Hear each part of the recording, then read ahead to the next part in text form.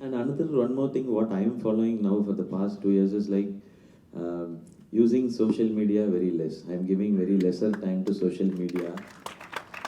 And you have so much of information, so much of positive things, and if you want to use, you use internet. This is my kind advice, but don't use much of social media, especially Twitter. Maybe I think Elon Musk might block my account. That will be the first success, I think, for me.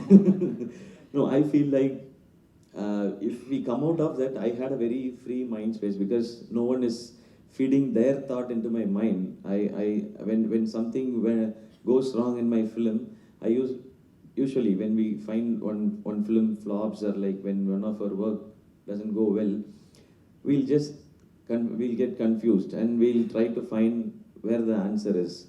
That time I used to search my answers in social media and I confused myself. I did different kind of films without understanding what the film is. Everything happened. Then suddenly one day I realized like how it works. Stick to the basics. Usually when cricketers go out of form, they just stick to the basics. Just keep the front foot properly and keep the head strong and then face the ball, defends it properly.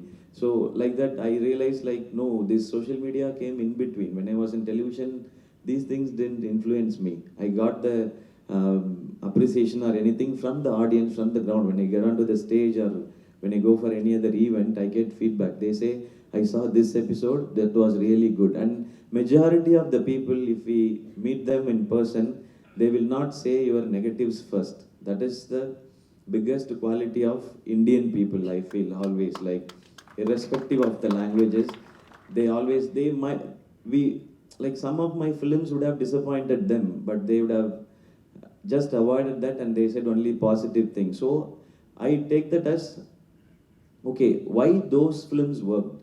Because of what? Not only because of me, because of the story or because of the way it was presented. So I try to stick on to the basics. So last 2 years I'm quite off from social media and that really, really works for me. That's a fantabulous advice, actually.